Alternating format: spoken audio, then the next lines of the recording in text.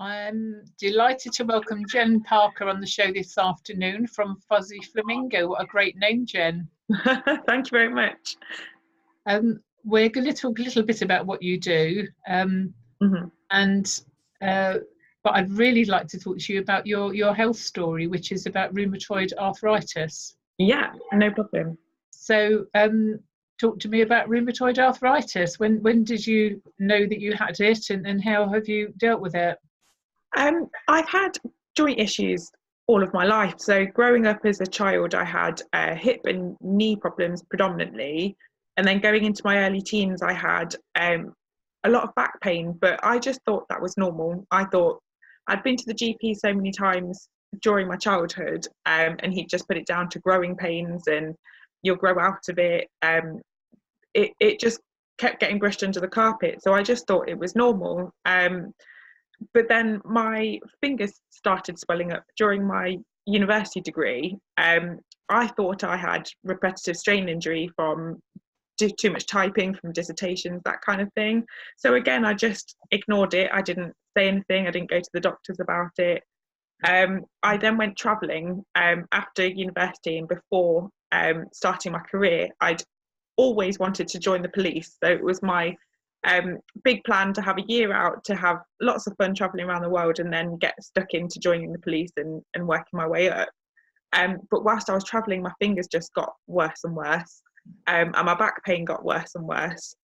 So when I got to Australia, I had to go to the doctors because I thought I had an infection or something in my fingers because they were so swollen. He took one look at my fingers and said, "I know what it is and you're not going to like it." And he said, "How long are you staying here?" And we were in Perth at the time, and it was supposed to be 2 weeks. And he said, "No, you're going to have to stay here longer to get sorted."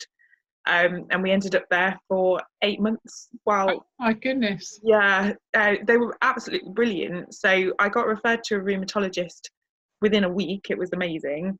And then they did lots of tests. I had scans and all of that kind of thing, and it turned out I had 2 different types of arthritis at that time. It was ankylosing spondylitis, which affects my spine and my pelvis, and psoriatic arthritis, which affects my fingers, toes, basically all of my other joints, but also comes with the skin condition psoriasis as well. Oh my goodness me. Yeah. So it was a bit of a shock. They basically got me stable and then gave me enough medication to continue the rest of my travels and get home. And then I had to manage it when I got back. And when I got home, I got diagnosed with fibromyalgia as well, which is in a similar family. It's basically inflammation of the muscles instead. So yeah, basically everywhere is affected. So how old were you by this stage? Early 20s, I'm guessing. Yes, I did a master's, so I was just turned 23 when I got diagnosed. So then, yeah, I got home and I tried to apply for the police, and they wouldn't even let me apply because it's one of their criteria. You have to be fit and healthy, and one of the things they actually specify is that you can't have rheumatoid arthritis. So I had to change all of my plans. That must have been heartbreaking for you. How did you deal with that? I mean, that in itself is a big shock. That would it's a big side swipe, isn't it? Absolutely. I think that was probably the hardest thing for me because the pain was bad, but it was under control. And because I'd had the pain for so long, now that it was actually being treated, it was a lot better in some ways. It was more the mental side of things because I had to rethink everything. I started to worry that maybe I wouldn't be able to have children because I was having problems so much with my back and my pelvis. I didn't know whether I'd be able to carry children and that kind of thing. And so I think it was more the mental health side of things that I struggled with more, just because it was such a big blow. But I was very lucky. I've got a really good support network around me. So just basically started applying to every job I could find just to get a job at the time. Wasn't really thinking about a career because I thought I'll get a job first and then I'll start thinking about what I actually want to do with my life. And I just happened to start a job in something that I could build a career I love in. So I was really lucky. So what was that job? It was in book publishing. So it was for a publishing house. I started right at the bottom in the warehouse, picking and packing the books and doing admin for all of the different departments. And then I basically got to choose which department to grow through, which was really fortunate. So I got to try out everything, and I decided the design route was the way I wanted to go. So I ended up working my way up to be the head of production. So that was looking after all of the design of the books, so the covers, the text, and all that goes with it. Oh, how fabulous. And that leads me on to what you do today. So Fuzzy Flamingo currently helps people publish books. Yes, that's one part of what I do. Yes, absolutely. So when I was pregnant with my first child, it was quite a time for reflection, really, because I'd been really struggling with full-time work in a workplace because of the inflexibility. With any kind of inflammatory arthritis or autoimmune disease, it's just so unpredictable. I had a lot of time off sick, which made me feel guilty because I was letting down my colleagues and I was letting down my authors, and it just made me feel horrible.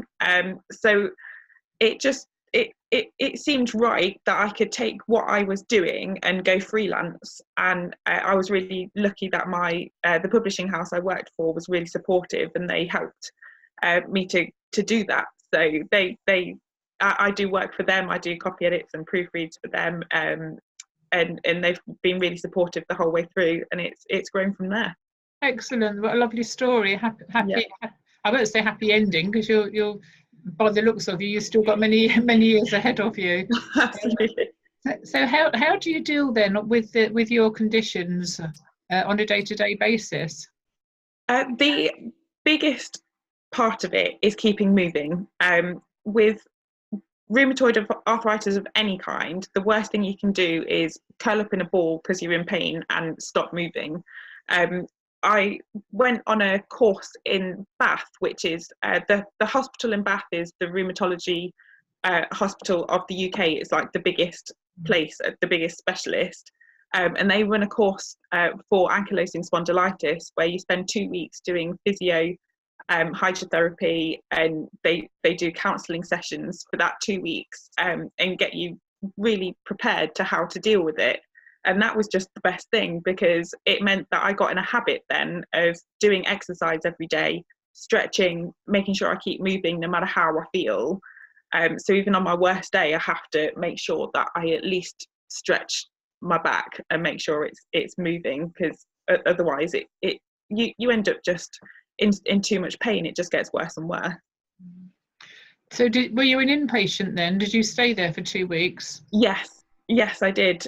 So they grouped me together with people that are of a similar age, and that's what they tend to do.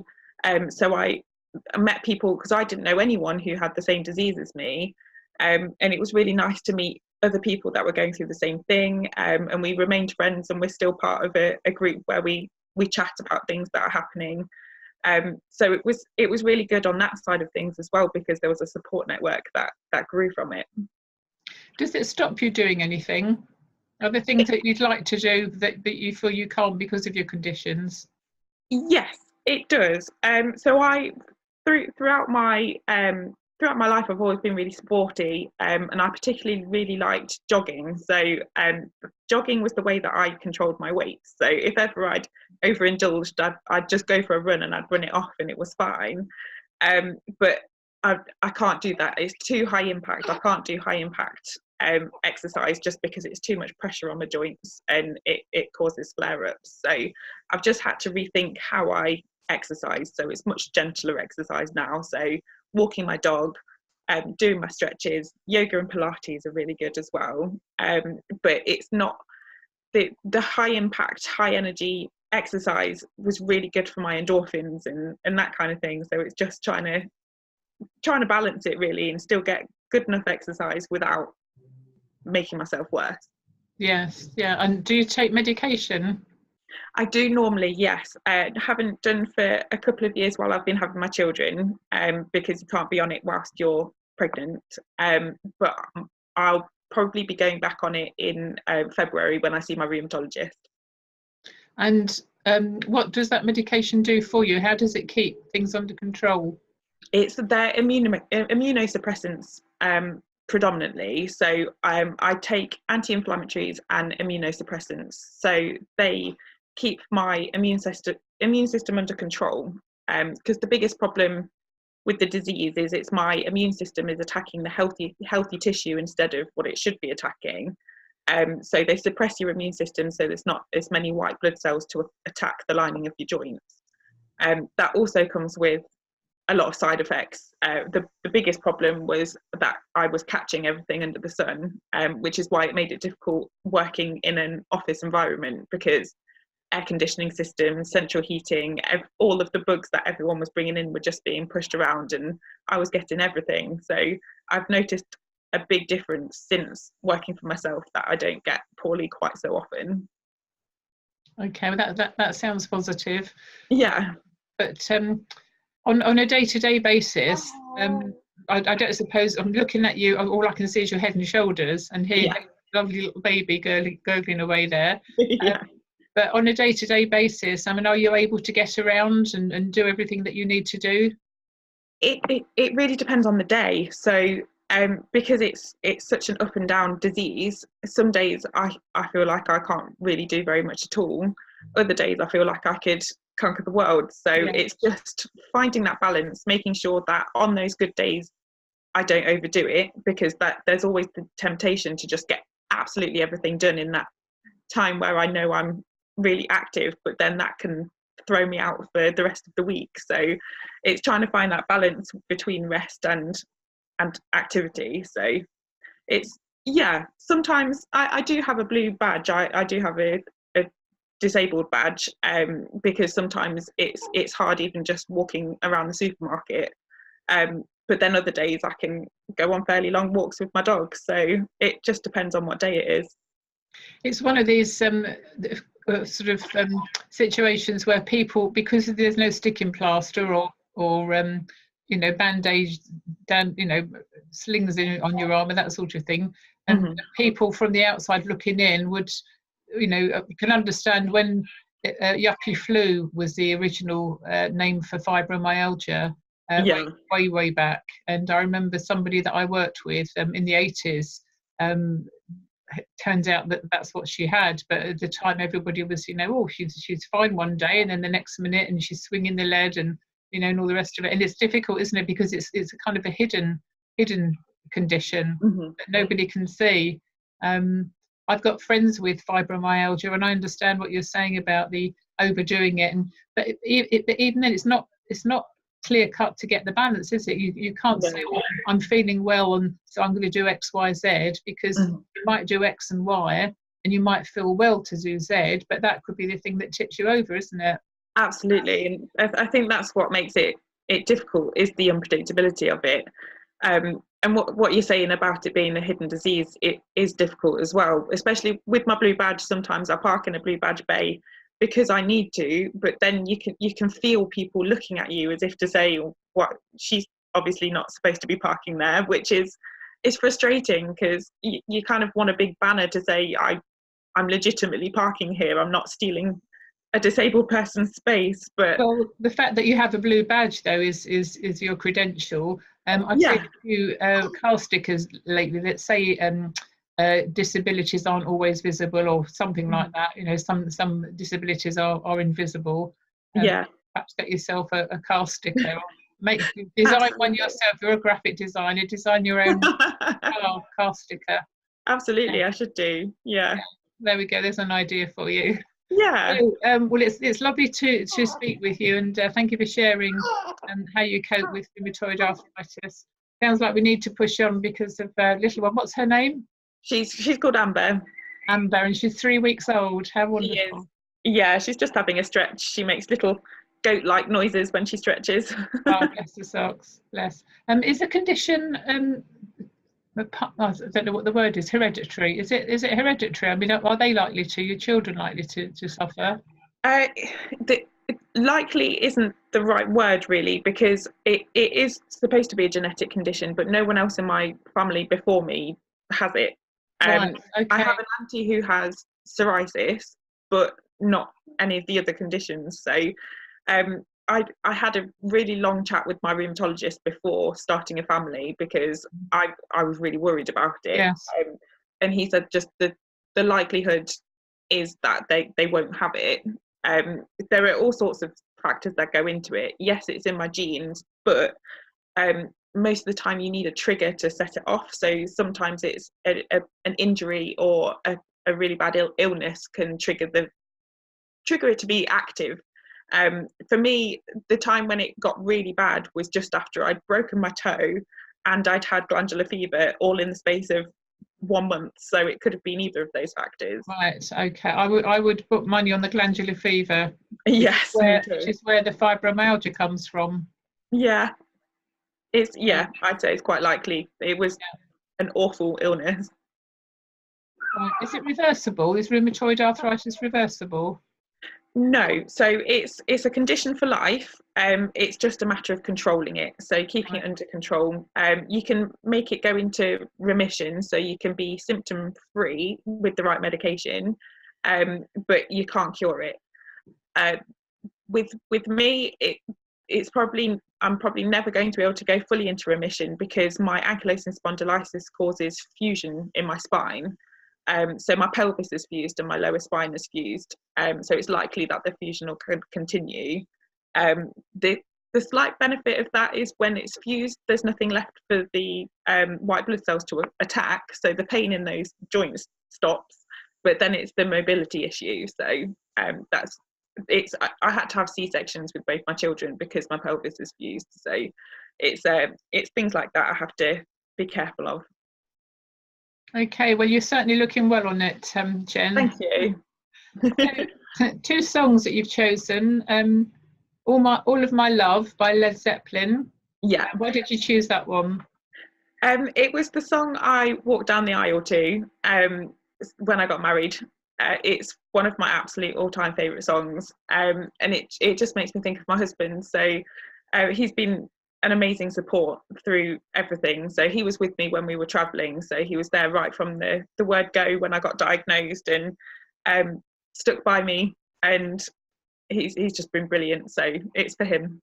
Oh, where were you married? In this country or Australia?